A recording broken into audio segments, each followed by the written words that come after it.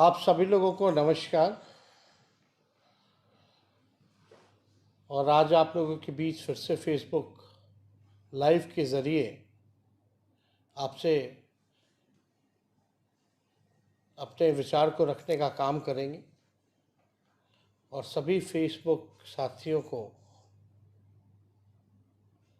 कहेंगे कि आज के जो मुद्दे हैं बहुत ही महत्वपूर्ण मुद्दे हैं, जिसको आप सब लोग सुनिए, समझिए और निर्णय लीजिए।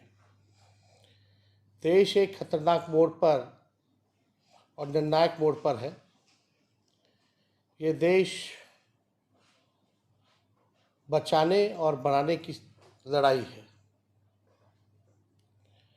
ये सरकार बनाना गिराने की बात नहीं, बल्कि देश को बचाना और बनाना है।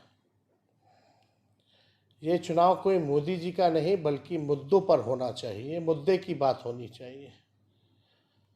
जिस प्रकार से लगातार मोदी जी जांच एजेंसियों का दुरुपयोग करके और जांच एजेंसियों की मदद से देश पर आपातकालीन अघोषित इमरजेंसी थोप रहे हैं, झूठे केसों में लगातार मुख्यमंत्रियों को जेल भेजा जा रहा है, तो आप समझ सकते हैं कि कल ये जीत गए तो किसान, कर्मचारी और व्यापारी को क्या समझेंगे। इसलिए आप सब लोगों से यही अपील करते हैं कि अपने विवेक से निर्णय लीजिए, नहीं तो आने वाली पीढ़ियों को जो है काफ़ी नुकसान होगा।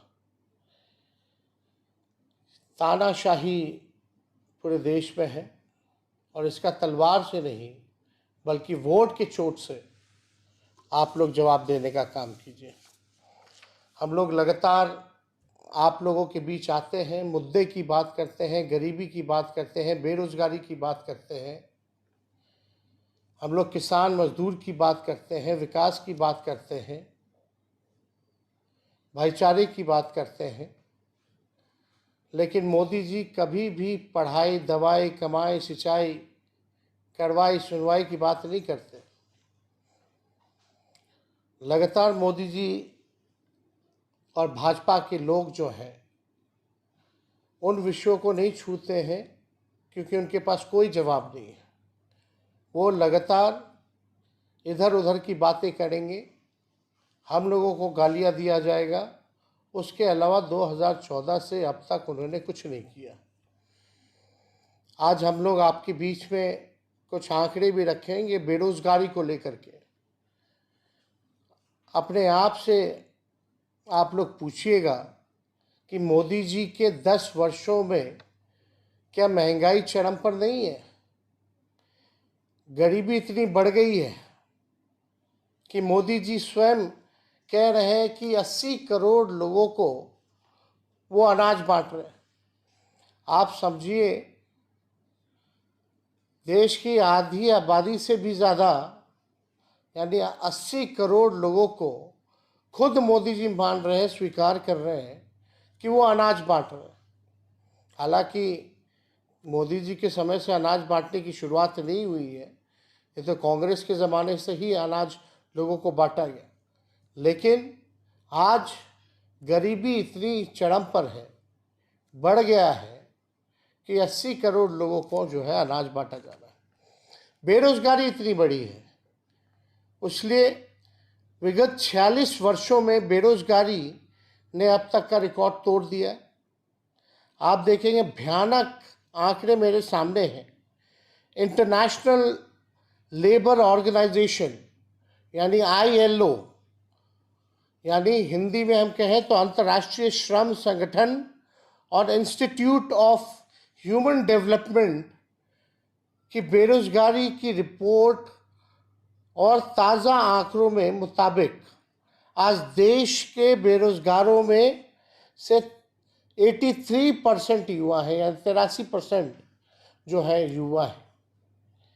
पढ़े लिखे युवाओं में बेरोजगारी दर जो है 65.5% है, यानी जो पढ़े लिखे युवा हैं उसमें भी 65% है। ग्रामीण क्षेत्रों में सिर्फ, देखिएगा, गांव में आत्मा बस्ती है, ग्रामीण इलाकों में सिर्फ 17.5% युवा के पास काम है। यानी भारत की आत्मा जहां गांव में बसती है, 82% युवा गांव के हमारे देश में बेरोजगार है। आज तक मोदी जी ने इन आंकड़ों के बारे में नहीं बताया।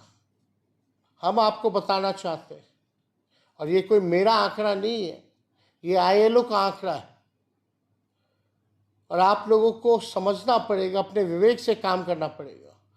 मुद्दे पर चुनाव होना चाहिए, ना कि किसी एक व्यक्ति की बात है।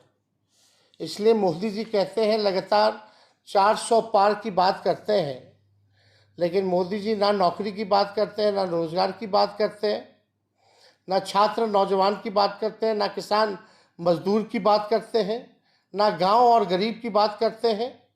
मोदी जी ना शिक्षा स्वास्थ्य के बारे में बात करते हैं, स्कूल अस्पताल के बारे में नहीं बात करते। फिर किस बात पर देश की जनता 400 पार करेगी? अगर मोदी जी मुद्दे पर बात नहीं करेंगे तो 400 क्या, 100 भी पार नहीं हो पाएगा। इसलिए मोदी नहीं, मुद्दे की बात होनी चाहिए। आज आप लोगों के सामने हमने आंकड़ा रखा, लेकिन मोदी जी ने क्या क्या कहा था, आप खुद से सवाल पूछिए।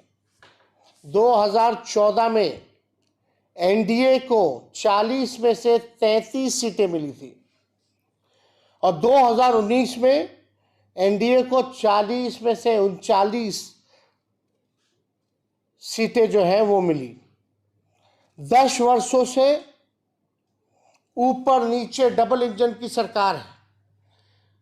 मोदी जी के आने के बाद क्या तब्दीली हुई आपकी जिंदगी में, जरा इस पे सोचिएगा।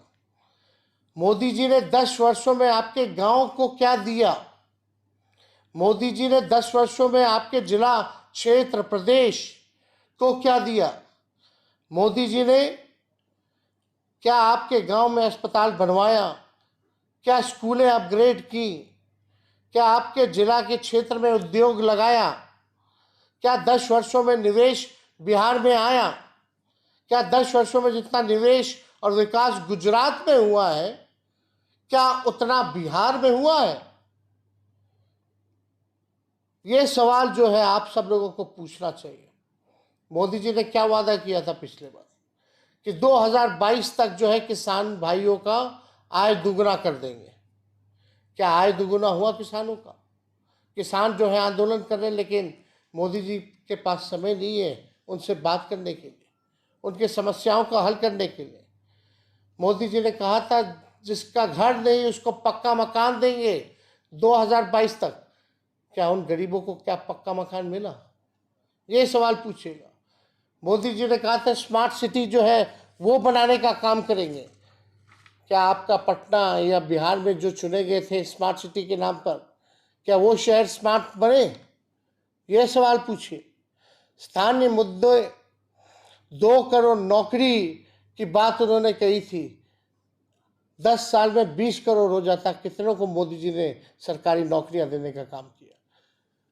सरकारी नौकरी तो छोड़िए, जो पदे जो रिक्त हैं उसको भी भरने की कवायद शुरुआत नहीं की गई। जो भारत सरकार में 15-15 लाख रुपए क्या खाते में आए? किसानों की आय दुगुना नहीं हुआ। प्रधानमंत्री आदर्श ग्राम का क्या हुआ? क्या हमारी गंगा को साफ करने का वादा किया था इन्होंने, क्या गंगा साफ हुई? पेट्रोल, डीजल, गैस सस्ती हुई या और महंगा हो गया? सब्जी दाल सस्ता हुआ कि नहीं हुआ? महंगाई बढ़ी या घटी, ये विचार कीजिए। बेरोजगारी कम हुई कि बढ़ी, ये विचार कीजिए। गरीबी बढ़ी कि घटी, ये आप लोग सोचिए। अग्निवीर का क्या हुआ? अग्निवीर में जो सेना, रेलवे में सबसे ज़्यादा बहालियां मिलती थी उसको जो है निजीकरण जो है कर दिया गया, 4 साल के कॉन्ट्रैक्ट पे दे दिया गया। नोटबंदी से किसका फायदा हुआ? ये जो है आप लोग बताइए और सोचिए। बोलते हैं देश का चुनाव है, हम बताना चाहते हैं, जब तक गांव का, आपके गांव का विकास नहीं होगा, जब तक आपके प्रखंड का विकास नहीं होगा, जब तक आपके जिले का विकास नहीं होगा, जब तक आपके प्रदेश का विकास नहीं होगा, तब तक देश का विकास नहीं हो सकता। इसलिए इन सारी बातों को हमने आपके समक्ष रखा है और आप लोग सोच विचार करके वोट देने का काम कीजिएगा। जो लोग बड़ी बड़ी बातें करते हैं, झूठ अफवाह फैलाते हैं, भाई को भाई से लड़ाते हैं, धर्म को धर्म से लड़ाते हैं, इनका केवल एक ही एजेंडा है कि बिना काम किए हुए समाज को बांटो, लड़ाओ, नफरत पैदा करो ताकि उनका काम निकल जाए। लेकिन आप सब लोग, बिहार के लोगों से अपील है, आप सब होशियार लोग हो, सामाजिक राजनीतिक तौर पर आप लोग काफ़ी मजबूत हैं, इनके छलावे में नहीं आना है।